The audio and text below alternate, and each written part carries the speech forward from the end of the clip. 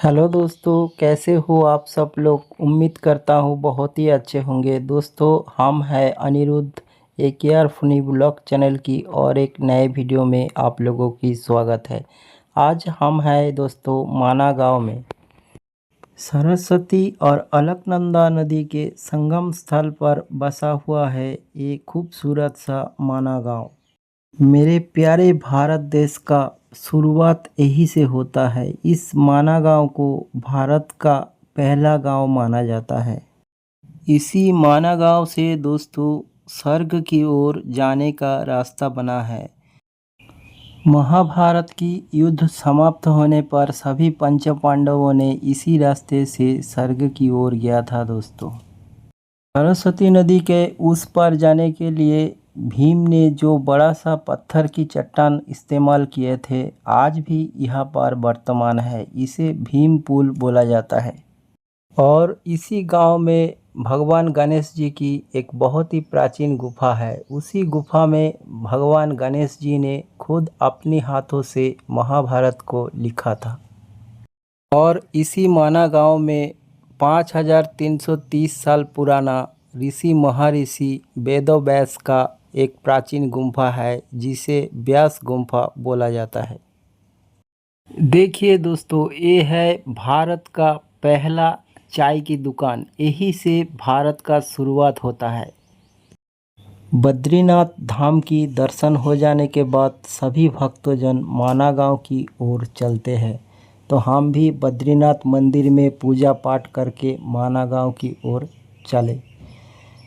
बद्रीनाथ से माना गांव की दूरी 3.5 से 4 किलोमीटर है। बहुत ही खूबसूरत ये रास्ता है। ऊंचे ऊंचे पहाड़ी के बीच में बसा ये माना गांव बहुत ही खूबसूरत है दोस्तों। आप जब इधर पहुंचोगे तो ऐसा लगेगा कि आप लोग किसी स्वर्ग में चला आया। दोस्तों, इधर रूम्पा जनजाति के लोग बसते हैं। ये लोग बहुत ही शांत स्वभाव के होते हैं। इसी लोकल लोगों के मुताबिक पहले गणेश गुफा की दर्शन करना चाहिए, उसके बाद व्यास गुफा, उसके बाद सरस्वती नदी का संगम स्थल। इसे देखो दोस्तों, ये है गणेश गुम्फा। इसी गुम्फे में गणेश जी ने ऋषि मुनि वेदव्यास जी का आदेश मानते हुए महाभारत खुद अपने हाथों से लिखा था। लोकल लोगों के मुताबिक गणेश जी ने जब इसी गुफा में महाभारत की रचना बहुत ही निष्ठापूर्वक कर रहा था, तब सरस्वती नदी इसी किनारे से बहुत ही जोरों से बह रहा था। तो गणेश जी ने इसको श्राप दिया था कि आप थोड़ी ही दूर में जाकर लुप्त हो जाओगे। दोस्तों, अभी तक ये श्राप वर्तमान है। सरस्वती नदी अपना उद्गम स्थल से थोड़ी ही दूर में जाकर लुप्त हो गया। इसका प्रमाण आज भी इधर है। इसके अलावा दोस्तों, ये है व्यास गुफा। इसी गुफा में व्यास जी ने अपना पूरा जीवन बिताया था। इसी गुफा से उन्होंने बहुत सारे किताबें लिखे थे। और जो हिंदू धर्म का वेद होता है, वेद का जो 4 पाठ होता है, उन्होंने ही किया था। तो इसी के कारण इस गुफा को बहुत ही पवित्र माना जाता है। देखिए दोस्तों, ये है माना गांव का नज़ारा। बहुत सारे खूबसूरत पहाड़ी के बीच में छोटा छोटा ये घर। 6 महीने के लिए ये सभी लोग इधर रहते हैं। बाकी 6 महीने ये लोग नीचे चला जाता है। तो मैंने इन लोगों को पूछा इसका जनजीवन के बारे में, तो ये लोग बोला है हम लोग बहुत ही अच्छे तरीके से ये 6 महीना इधर रहते हैं। और हम लोगों का जो देखभाल करते हैं वो सेना वाहिनी ने बहुत ही अच्छे तरीके से देखभाल करते हैं। हम लोग बहुत ही खुश हैं। इसी गांव के सिर्फ 22 किलोमीटर के दूरी पर है तिब्बत बॉर्डर। तिब्बत शुरू हो जाता है दोस्तों। इसी के कारण हमारा जो बॉर्डर सिक्योरिटी फोर्स है, उसी के मुताबिक ये भारत का प्रथम गांव या फर्स्ट विलेज बोला जाता है। दोस्तों, हमारा भारत भूमि में बहुत सारे जनजाति के लोग बसते हैं। इन लोगों का भाषा अलग होता है, खान पान अलग होता है, रहन सहन अलग होता है। उत्सव भी एक एक तरीके का होता है। ये जो हमारा आंध्र प्रदेश है, इसी आंध्र प्रदेश का एक उत्सव है पुष्कर मेला। ये पुष्कर मेला हर एक साल में होता है एक बार, लेकिन एक एक नदी के अंदर ये मेला होता है। जैसे मान लीजिए जमुना नदी में एक बार, भागीरथी में एक बार, गंगा नदी में एक बार। इस बार का जो पुष्कर मेला है 2025 का, इस बार का नदी है ये सरस्वती नदी। इसमें अभी पुष्कर मेला चल रहा है। तो भीड़ देखिए दोस्तों, आप लोग हैरान रह जाओगे। हम लोगों से सुने थे कि ये जो सरस्वती नदी का संगम स्थल है, इसमें जाने के लिए सिर्फ और सिर्फ 10 से 15 मिनट लगते हैं, लेकिन इस पुष्कर मेला के कारण दोस्तों हम 4 घंटा 1 किलोमीटर रास्ता जाने के लिए लगा दिया। पूरा दिन मेरा इस ब्लॉग को पूरा करने के लिए, सिर्फ सरस्वती नदी का संगम स्थल देखने के लिए पूरा दिन मेरा बीत गया। 4 से 5 घंटा लाइन में खड़ा रह के मैंने एक शूट कंप्लीट किया। तो दोस्तों ये है हमारा देश का खूबसूरती।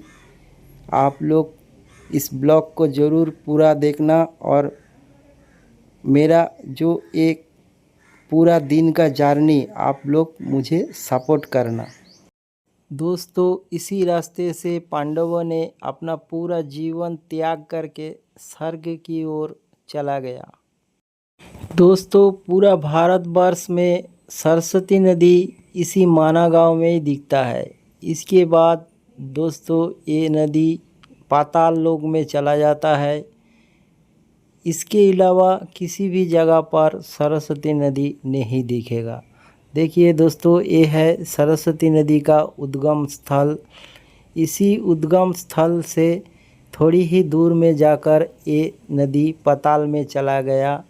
शास्त्रों के मुताबिक जब पांडवों ने इसी नदी को पार कर रहा था, तब बाधा के कारण भीम ने एक बहुत बड़ा चट्टान वाली पत्थरों को उठाकर इसी नदी के ऊपर रख दिया था। उसके बाद ये लोग एक के बाद एक पार होके दूसरी तरफ स्वर्ग की ओर चला गया, जो आप लोगों को दिखाया वो रास्ता। इसे कहते हैं भीम पुल। इसी भीम पुल को देखने के लिए दोस्तों भारत से बहुत सारे लोग आते हैं। ये है सरस्वती नदी। इस सरस्वती नदी का उफान देखिए कितना ज़ोर से ये नदी बह रहा है, लेकिन थोड़ी ही दूर में जाकर ये पाताल में चला जाता है। इस नदी का खूबी यही है। इधर सरस्वती माता के मंदिर बना है, सभी लोग इधर आते हैं, पूजा पाठ करते हैं। बहुत ही पवित्र स्थान है दोस्तों। आप लोग जब इधर आओगे तो आप लोगों को लगेगा किसी स्वर्ग में आकर हम लोग ठहर गए। दोस्तों इसके बाद इस भीम पुल को पार करके वसुधरा वाटरफॉल्स की ओर जाते हैं हर एक यात्री। लेकिन आज पुष्कर मेला चलने के कारण बहुत भीड़ है, बहुत जाम है इस सरस्वती नदी के संगम पर। तो इसी के कारण मैं 5 घंटा इधर बिता दिया और फिर मैं सरस्वती नदी को पार करके उस तरफ नहीं जा पाए। अगले कभी किसी भी वक्त पर हम ये वीडियो आप लोगों के लिए लाएंगे, ऐसा वादा करता है।